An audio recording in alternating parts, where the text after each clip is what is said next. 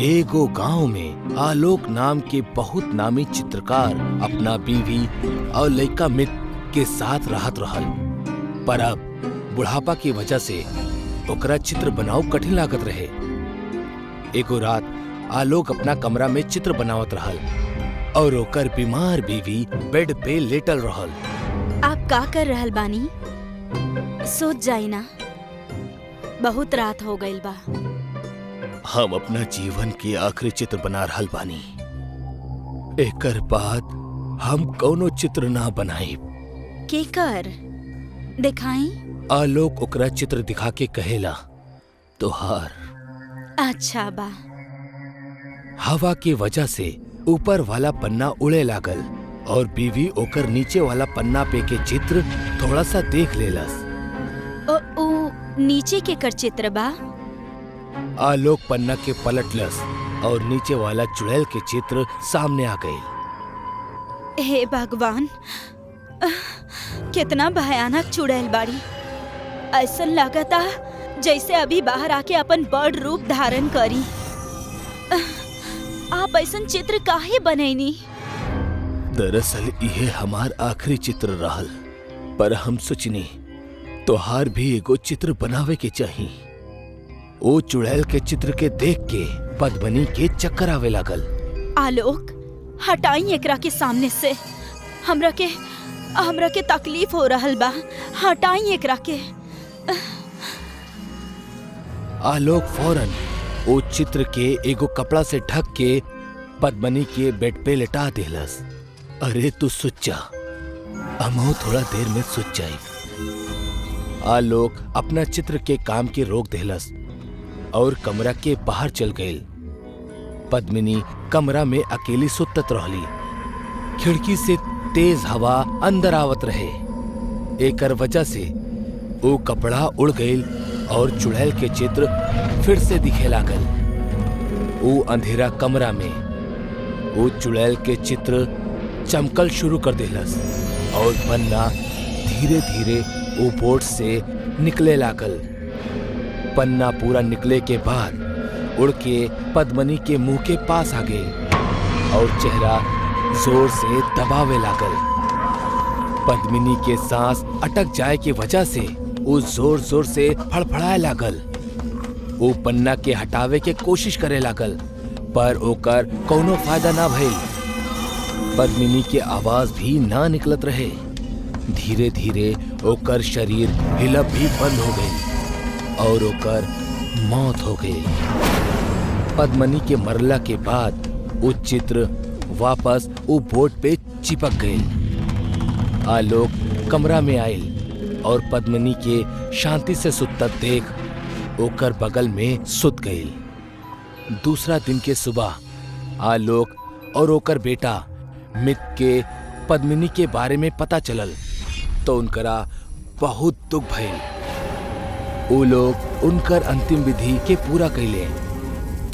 जब ओकर चिता जलत रहे तब आलोक के कुछ याद आयल और वो अंदर की तरफ भागल। वो अंदर पद्मिनी के चित्र के पास आयल और ओकरा देखे लागल। ई तो हर आखिरी निशानी है, एकरा भी तू अपने साथे ले जा।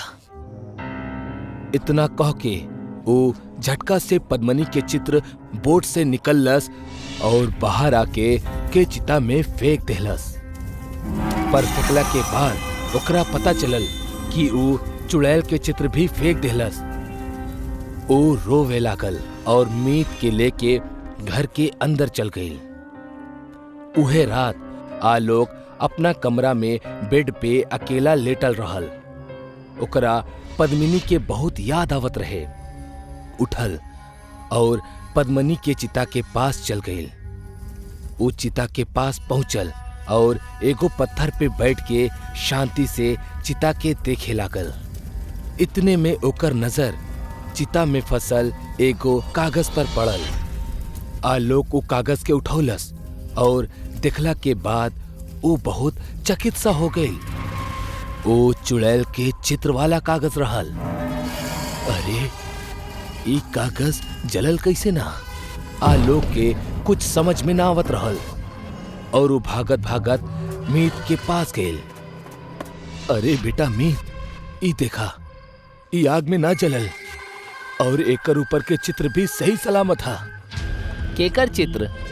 चुड़ैल के। दोनों बहुत डर गए। अचानक वो कागज अपने आप हिले लागल और छत तोड़ के हवा में उड़ गई। आलोक और मीत डर के मारे बाहर भाग गए। वो दोनों घर से दूर भागे लगले और याकायाक रुक गए।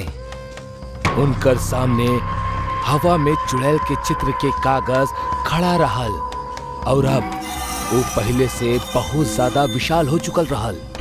ओकरा अंदर के चुड़ैल हिलत रहली। आलोक, तू हमरा के जलावे के कोशिश कैले बाड़ा। अब हम तारा के जिंदा ना छोड़ब। तोहार बीवी के बाद तू हमार शिकार बाड़ा। मतलब पद्मनी के तू मरलू? हाँ। चुड़ैल जोर जोर से हंसे लगली।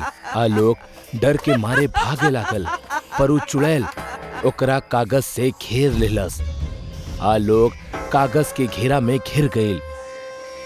चुड़ैल आलोक के हवा में उठा के कागज में जकड़ लेलस और ओकर शरीर के मोड़े लागल। यही के साथ ही आलोक के हड्डियन के टूटे के आवाज आवे लागल। वो दर्द की वजह से चिल्लात रहल। अंत में ओकर आवाज शांत हो गई और वो कागज आलोक के खून से जगह जगह लाल पड़ गई रहे। चुड़ैल कागज के झटका से खुल्लस और आलोक के मुड़ल शरीर मीत के सामने आके गिर पड़ल। मीत डर के निगाह से आलोक के तरफ देखत रहल। चुड़ैल मीत के पास आवे लागल।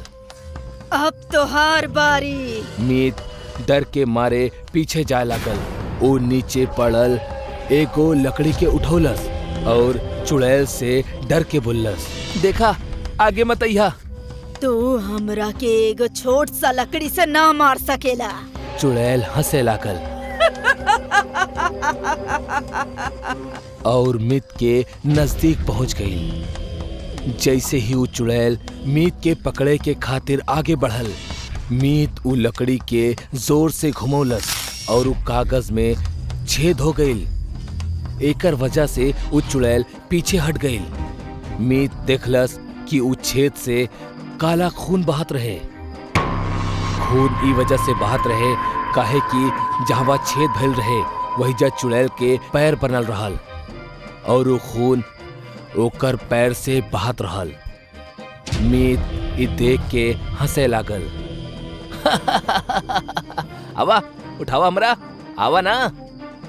चुड़ैल के गुस्सा आ गइल और वो मीत के उठा के कागज में जकड़ल शुरू कर देहलस। मीत भी जोर से लकड़ी के घुमौलस और कागज के दो हिस्सा में फाड़ देहलस। चुड़ैल जोर से चिल्लाए लागल। कागज के पकड़ छुटला के वजह से मीत नीचे गिर गई। चुड़ैल दो हिस्सा में कट गई। कागज चुड़ैल के काला खून से भर गई और धीरे धीरे छोटा होके लागल। कागज अपना पूरा आकार में अइला के बाद जमीन पे गिर गई और जले लागल। ओकर साथ ही चुड़ैल के जल्ला के चीख भी सुनाई देवे लागल।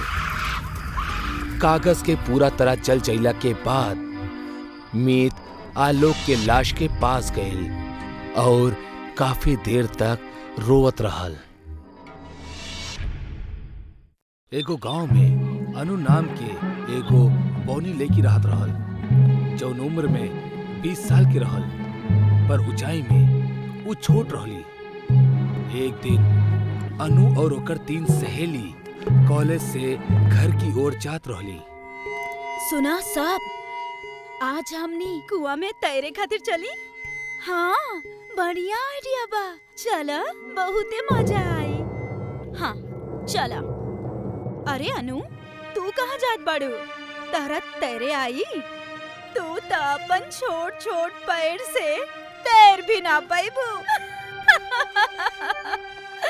हाँ, और अगर पानी में डूब गईलू तो बेकार में हमनी के नाम खराब हो जाई। एकरा से अच्छा ना तू घर जा और बाल्टी में तैरा। चुप रहना, का बकवास करत ताड़ू। लड़की लोग फिर से हंसे लगली और अनु वहीचा से निराश होके घर चल गई। रात के समय अनु गुस्सा में अपना घर से निकलल और कुएं की तरफ चल पड़ल। थोड़ी ही देर में वो कुआं के पास आ पहुंचल। कुआं के पानी काफी गहरा और शांत रहल। वो डर डर के कुआं में उतरल और तैरे लागल, पर ओकरा तैरे में तकलीफ भइल और वजन के कारण डूबे लागल। वो मदद के खातिर पुकारे लागल।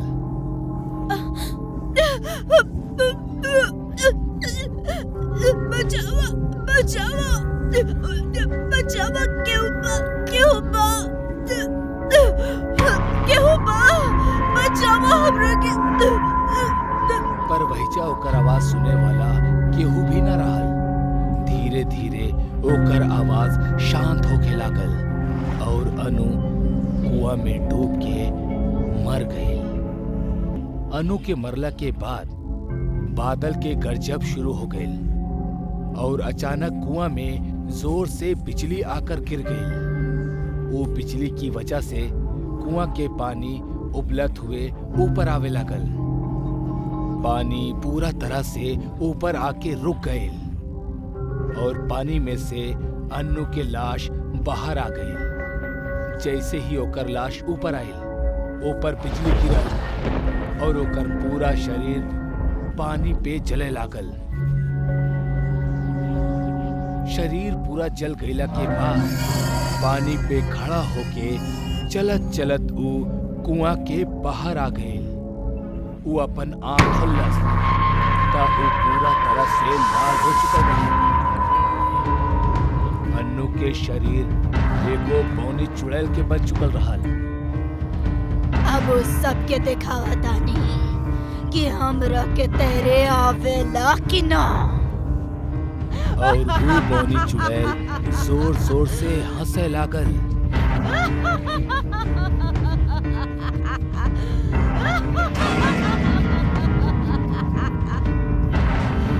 वो पौनी चुड़ैल हवा में उड़ के गांव आ गई और एक एक करके वो तीनों लड़कियन के सुतते ही उठा के अपना साथ कुआं के पास लेके आ गई।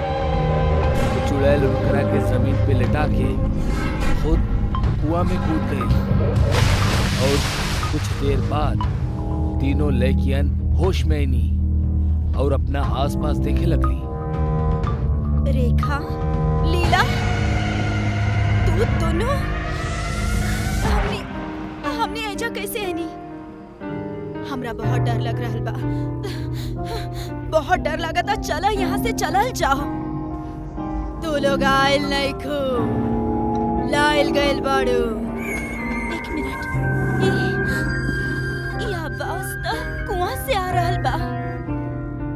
वो तीनों कुआं में झांक के देखली त अंदर अनु आराम से तैरत रहली। अनु, तू इतना रात के कुआं में का कर रहल बाड़ू? और अभी वो आवाज के कर रहे? ओ सब छोड़, अंदर आवा, तैरल जा। हमरा ये ठीक नहीं के लागत। चला घर चलल जा। तीनों लड़की जाए लगली। उतने में कुआं से आवाज आई, रोका, ना तो सब लोग मारल जेबू। वो तीनों वही से रुकेनी। कुआं के पानी फिर से ऊपर आवे लागल। ई बार वो पौनी चुड़ैल पानी पे खड़ा रहली। हम कहता नहीं अंदर आवा। चुड़ैल के देख के तीनों बहुत डर गईली। लड़कियन के कुछ समझ में ना आवत रहल कि हो का रहल बा। लड़कियन के कुछ समझ में ना आवत रहल कि आखिर का करल जाओ। पर आखिर में हिम्मत क के वो सब पानी में उतर गईली और तैरे लगली। तू लोग हमार मजाक उड़ैले रहलू ना, तोहनी के एकर सजा मिली। तू लोग यही कुआं में हमेशा खातिर दफन हो जाइबा। इतना कह के वो जोर से चीखे लागल। ओकर चीखत ही तीनों लड़कियन डरे लगली और अचानक से चुड़ैल के ऊपर बिजली गिरत। बिजली के गिरत ही पानी के उबलब शुरू हो गई। पानी की गर्मी लेकिन के महसूस होके लगा। वो पानी के बाहर निकले के खातिर तेजी से तैरे लगली, पर पानी बहुत उबलत रहल। यही से उनकरा तैरे में तकलीफ होकत रहली। धीरे धीरे उनकर शरीर लाल पड़े लागल और मांसपेशियां जले लागल। तीनों मदद के खातिर पुकारे लगली, चिल्लाए लगनी, बचावा! बचावा! केहू बा! केहू बा! बचावा! चुड़ैल जोर से हंसत रहली।